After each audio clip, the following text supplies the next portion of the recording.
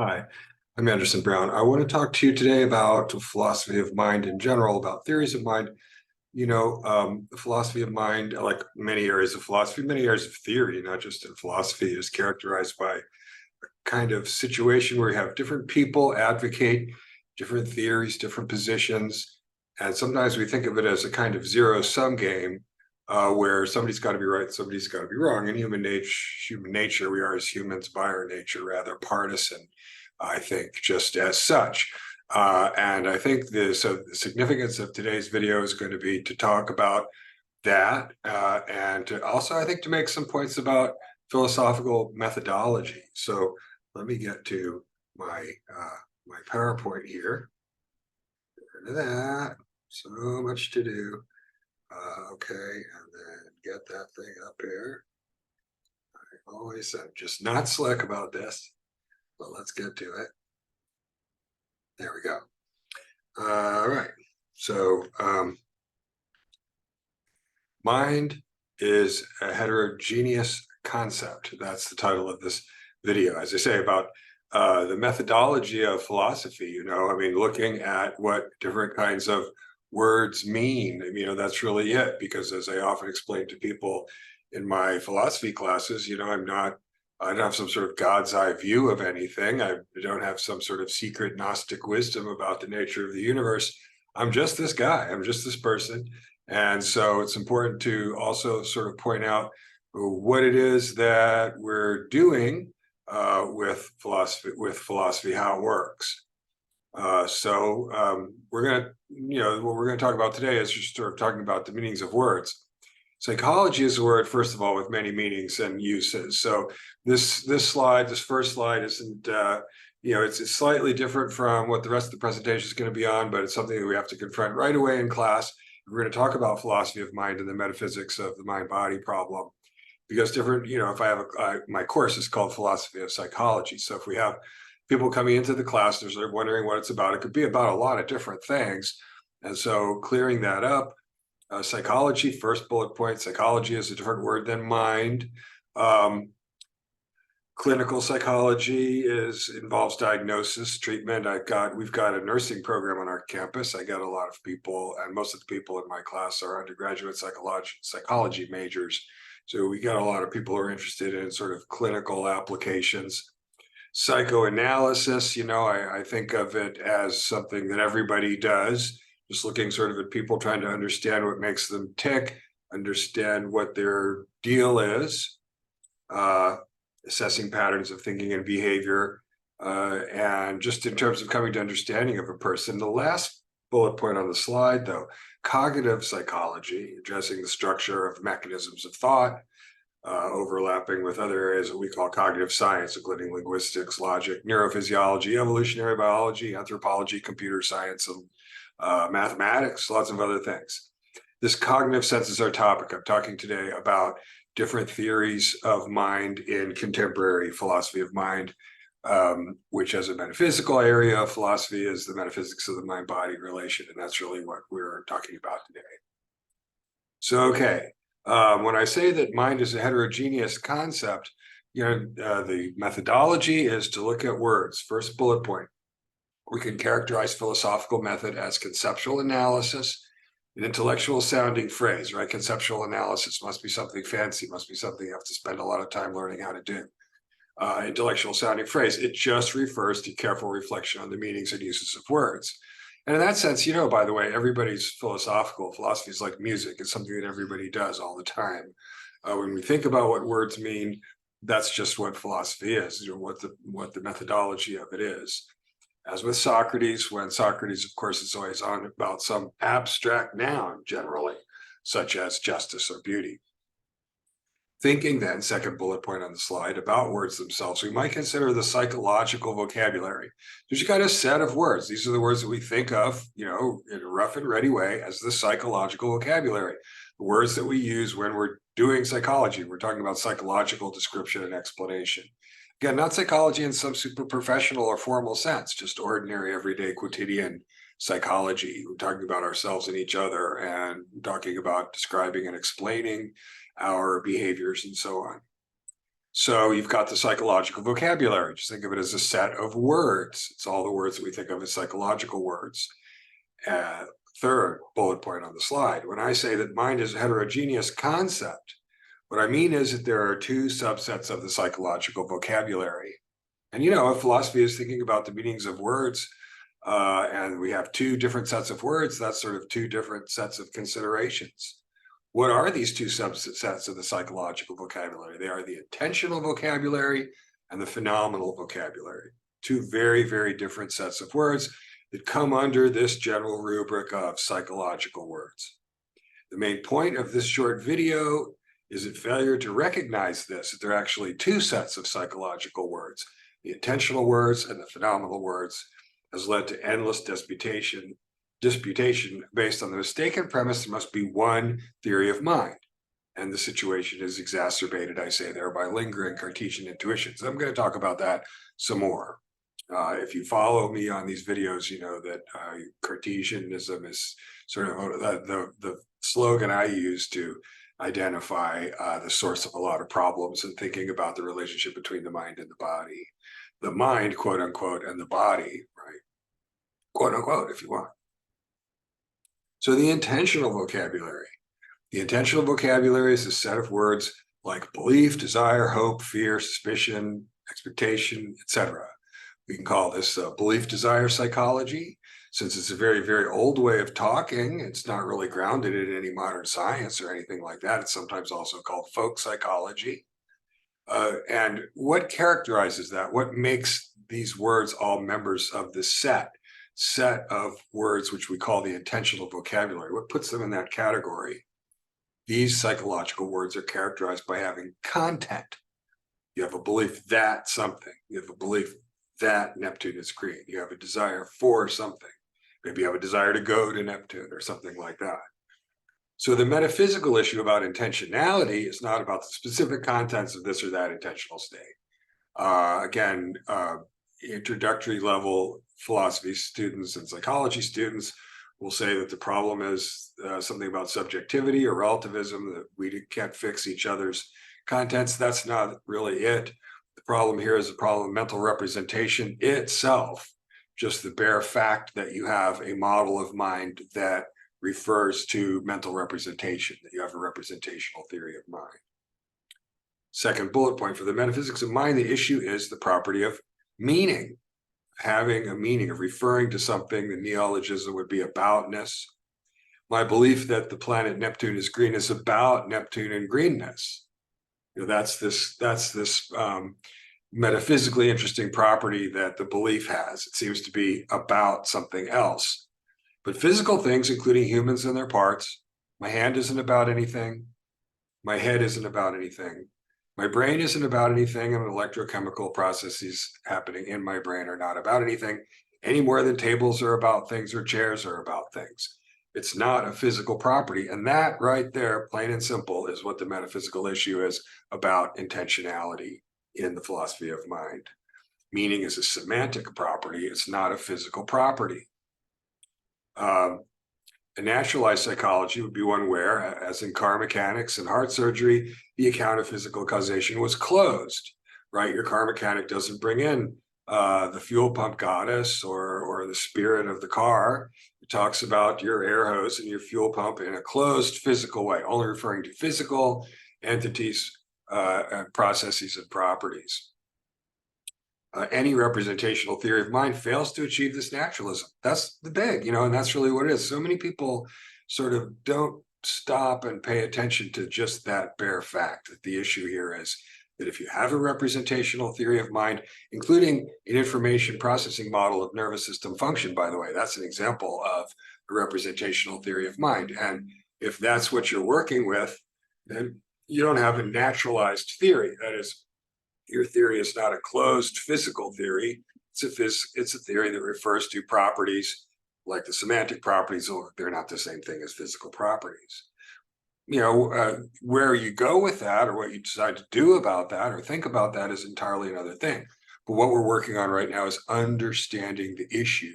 And in philosophy of mind taken as part of metaphysics, then it looks like what we want is, again, the object of the game, if you will, is only to be referring to physical things. Any representational model is referring to the semantic properties of reference and meaning, and they don't look like their physical properties. I go into that again at great length in many of the other videos. Meanwhile, so you've got those words, they're part of the psychological vocabulary, a subset of the psychological vocabulary. And then there's another subset of the psychological vocabulary. So again, you say it's a heterogeneous concept, the concept of mind. The other one is the phenomenal vocabulary. So you have a set of words that are the intentional words, and you have a different set of words that are the phenomenal words. The phenomenal vocabulary is a set of words like pain, sensation, text, texture, taste, quality, and so on. The phenomenal states, these are the states of having qualitative conscious experience. I predicate an intentional state of someone, I say they have this belief, they have this desire. I predicate a phenomenal state, a conscious state of someone when I'm saying they're having a garlicky taste, they're having a sensation of seeing blue. And they don't advert to any representational content. Conscious experience, the conscious experiences are not anything otherworldly, they're not magic. Conscious experiences are caused by things and are evidence of things. They play a role in inference, but they're not about anything. The taste of the spaghetti sauce is not about the spaghetti sauce. So when we're talking about phenomenal attributions, that there's a certain quality of this person's conscious experience that they're having, this is not attributing any meaning or content to them. That's not the metaphysical problem. It is the metaphysical problem with intentional states. Second bullet point, for the metaphysics of mind, the issue here is about the phenomenal vocabulary is about consciousness.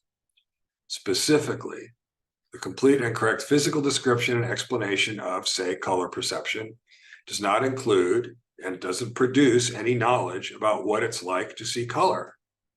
This is Frank Jackson's example from his famous article, What Mary Didn't Know. And last sentence on that second bullet point, this appears to refute metaphysical naturalism, which is a really big deal, right? How does that go? That's pretty fast. Look, you say you're a metaphysical naturalist, or you call yourself a materialist, or a naturalist, or a physicalist. What are your commitments? It looks like there are some epistemological commitments there. If you say you're a materialist, it looks like what you mean is that you can produce all the knowledge that you need in material terms, in closed physical terms, doesn't it? I mean, surely that's what you mean. You have to be meaning something by saying it, by making an assertion that ontologically you're a materialist, right? And so if it's true, as Frank Jackson argues in the knowledge argument, for example, that the complete and correct physical description and explanation of color perception does not include information about what it's like to see color. But if somebody has never seen blue, then there's some information that they lack. It's real information. You either know what it looks like or you don't. You either know what truffles taste like or you don't. That's a perfectly good example of actual knowledge. So, so that's the issue for us today, the metaphysical issue with the phenomenal vocabulary. Last bullet point on the slide, a large element of the cognitive science community continues to work motivated by the misunderstanding, okay, let me be provocative, that if only some more, say, neurophysiological work were done, we'll find the neural correlates, we'll find the brain waves that underlie consciousness. People think, well, if we just do that, there might be a solution to what they call the hard problem, as it's called, of consciousness. This reflects conceptual confusion, and part of what's motivating this conceptual confusion is a failure to sort out the concept of mind into a number of sub-concepts, to sort out the psychological vocabulary, the set of psychological words, into these two subsets that exist, the set of intentional words and the set of phenomenal words. All right, so let's look at the problems. Again, this is very brief. I'm not trying to go on forever here. Intentionality and functionalism. Intentional states, beliefs and desires and so on, are the basis of intelligence, roughly defined as purposive cognition and behavior that recognizes the logical relationships between intentional contents, right? The rationality assumption is the assumption that if we're doing intentional psychology, the two interlocutors and the subject all understand the logical relationships between the propositional contents of the mental representations. it's mental causation, right? And we don't have the psychophysical laws to account for the causal role of intentional contents in neurophysiological terms. A desire for water and the belief that the drinking fountain is down the hall combine to cause, other things being equal, an intention to go down the hall. That's the modern problem of mental causation, because it doesn't look like you can translate the semantic contents into any kind of non-semantic physical properties. Second bullet point, intelligence is supervenient. What does it mean? It just means that a lot of different kinds of things, human beings, extraterrestrials, dolphins, artificial intelligence, extraterrestrials that certainly exist, intelligence artifacts that very well may exist and certainly can exist, all have properties that are sufficient, but none of them necessary. That's the right way of putting the problem, right? So the dolphin, the Martian, myself, each one of us has sufficient physical properties to be intelligent, but none of them are necessary, since I don't share these physical properties with the Martians or the dolphins. And this is a block to reductive materialism, right? If reductive materialism in its sense is the identity theory, right, that the mental content is just identical to some underlying physical state of the body, that doesn't go through if it's true that intentional states and intelligence are multiply realizable, which is what the word supervenience means. And I do have another video here about supervenience and functionalism if you're more curious about that. So last bullet point, in response to this, functionalism abstracts away from hardware, right? And it's no coincidence that functionalism comes up in the 20th century during the computer age, where the designer has the specifications, but the engineer can reach the specs any way that they can. Functionalism abstracts away from hardware and defines intentional states solely in terms of a certain functional capacity. Aristotle points out that organs in the body are defined functionally, and he understands that this is the biological, not just the psychological level, that that teleological character precludes reductive materialism. Note that functionalism is not an ontological theory of mind like dualism or materialism. Dualists are saying something about their ontology. There's physical matter, but then there's something else. Materialists are telling us something about their ontology. They only think there's physical matter. Functionalism is a method that recognizes the supervenient nature of intelligence. Okay, supervenience also is not a theory, right? It's a problem. It's a metaphysical problem, not just in psychological properties, but for example, in aesthetic properties and ethical properties and any number of other kinds of properties. Okay, so that's the thing with intentionality, that we want to have some kind of functional description because of this issue of the supervenience of intentional states on physical states. Many different physical states can each one instantiate the same intentional state. Okay, and again, that means that you can't just say, well, this set of physical states just is the identity of intentional states. And that's the metaphysics of intentionality, the problem. Meanwhile, you've got consciousness and absent qualia. Let me very quickly explain that. Qualitative properties of conscious experience, ontologists of mind call these qualia. You want a concrete noun just to drive home the sort of ontological problem. Again, what are these qualia? What is a quale? It is a qualitative property of conscious experience, what the spaghetti sauce tastes like. For any cognitive operation that in humans makes use of qualia, right, like recognizing colors or identifying vintages of wine. Think of the wine aficionado is tasting the wine and smelling the wine and looking at it, and can produce information that they know based on these qualitative experience. You can build an automaton that has no qualitative experience at all. You can make a robot in a car painting factory, say, that can see the wavelength of the light. It doesn't see blue or green or yellow or red. And similarly, you could have a little centrifuge that did an assay of the wine and gave you the readout and told you the vintage and the vineyard and so on. So the second bullet point there then, the term zombie problem refers to the alleged possibility of imagining a human who is functionally identical to a conscious human, but lacked qualitative experience. For now, I'll give you that. I think it's a little dubious that you can actually do that. It's a kind of argument you call it intuition, an argument from intuition. But okay, let's suppose we can do that. The same way we can imagine building a machine that can identify color surfaces or vintages of wine. So you could have a zombie. What is it? It's a person who functions exactly like all other people, who's indistinguishable behaviorally from or physically from another human being, but who doesn't have any conscious experiences at all. What supposedly is the implication of this popular discussion, there was a fad about this, is that functionalism false. Lots of people don't think, well, why are we talking about the zombie problem? Because if the zombie problem is right, so the argument goes, then functionalism must be false. Because a true theory of mind would be able to encompass everything that's included under the rubric of mental. It's a theory of mind, right? That's what I'm going to get at here. But there's no functional description possible for qualitative experiences. And that's the sense of this idea. It looks to be a fact that you can think of anything that a human accomplishes by virtue of the fact that it has qualitative conscious experience, and you could make something else that's functionally identical but doesn't have the qualitative experience. And so again, what's the implication? The claim is that this is a big problem for functionalism. Functionalism is false. So then let's get to the significance of my main thesis here. This is a video that I make for the introduction to the larger project, the significance of the conceptual heterogeneity of mind.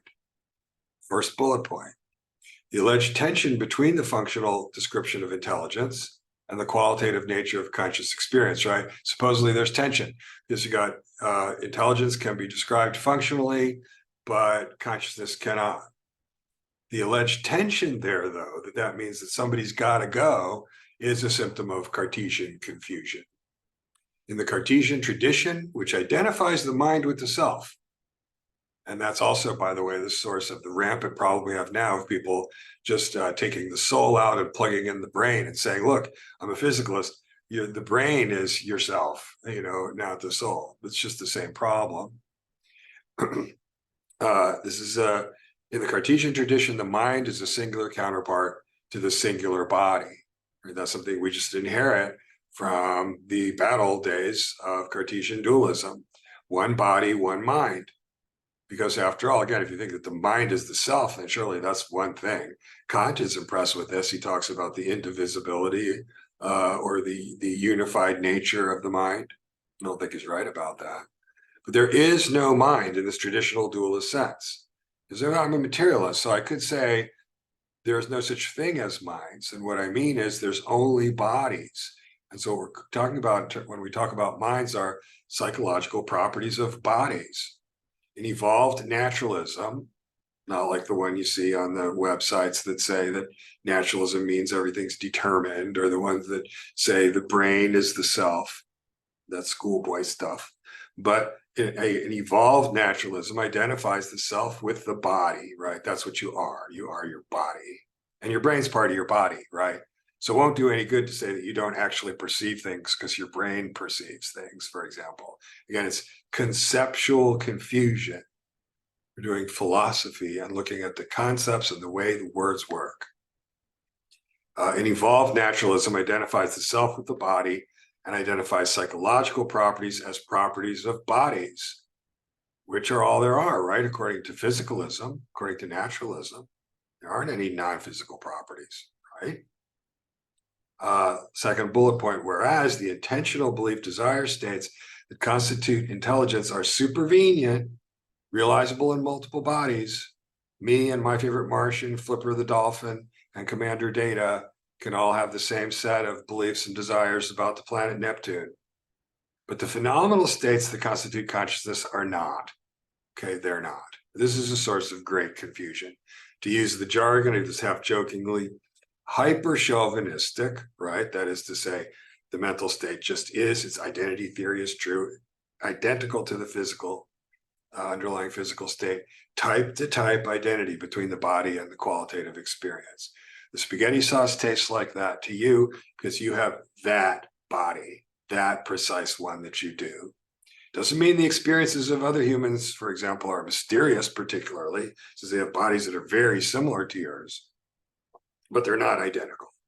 And the reason it feels like that, it tastes like that, it smells like that, is because that's what it is to be your body. That is the experience of your body.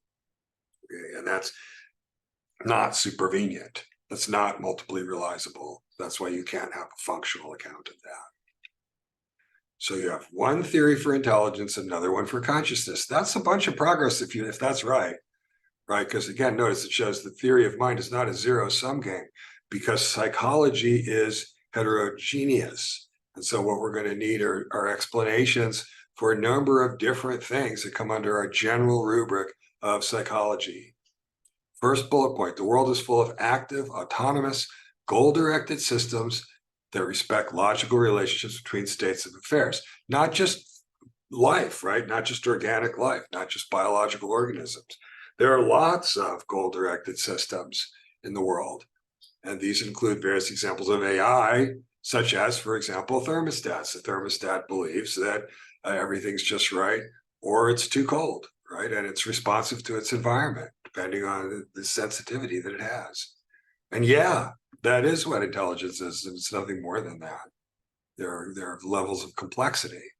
A top-down functional description of intelligence, top-down, not starting with the underlying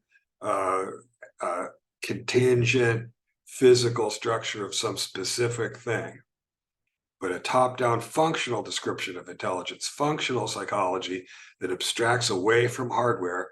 Notice the point here is inevitable. You're going to have that because this teleological organization that functional descriptions of intelligence captures is ubiquitous in nature. So there was never any doubt that we were going to come around to having a functional psychology in as much as intelligence was concerned, because the universe is just like that. Which also, by the way, is a way to address a number of metaphysical problems. But there you get that. Second bullet point.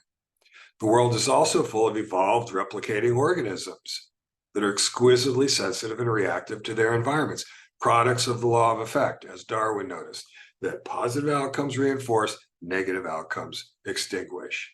Okay.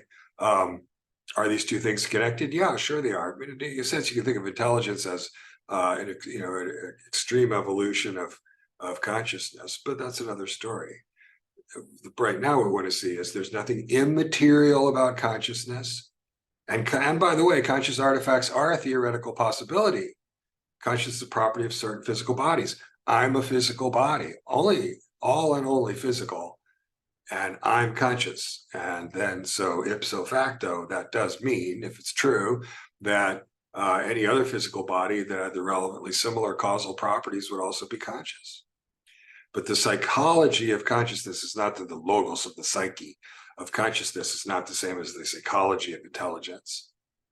That is, again, thesis of the video, the psychological vocabulary is heterogeneous. So there isn't a zero-sum partisan contest between functional approaches and approaches that are going to deal with the problem of consciousness. It's two different things, not one thing, not an indivisible unified soul. So many people still making that mistake who see themselves as physicalists and naturalists and cognitive scientists, right? Still work to be done. Okay, so basically there it is. There's lots more to be said about intentionality. There's lots more to be said about consciousness. But for what it's worth, although I'm not going to go into that right now, I think we need to be eliminativists about representation and mental content because it just has non-physical properties. And if our ideological project is to be naturalist, then we're just not going to be able to have anything like representational theories of mind because they're not natural. As to consciousness, I would say about that I think that it's a pseudo problem that is making some mistakes about the relationship between science and consciousness. Just a little hint there. Again, notice that you can't capture in language what it's like to see blue, say, okay? But science is a linguistic artifact, a linguistic cultural construction. But anyway, I do have other videos about all of that. What I wanted to make clear in this short video is just that mind is a heterogeneous concept. It involves, at a minimum, two different concepts: the concept of intentionality, intelligence, and the concept of consciousness, nominal experience. And failure to see that just causes no end of pseudo partisan disputation. That's my theory. All right. So again, just wanted to make a short video making that point. It's an introductory point, and then go on to talk about these other problems. And I do thank you very much for paying attention today. If you're still with me here, thank you very much, and I'll see you again soon.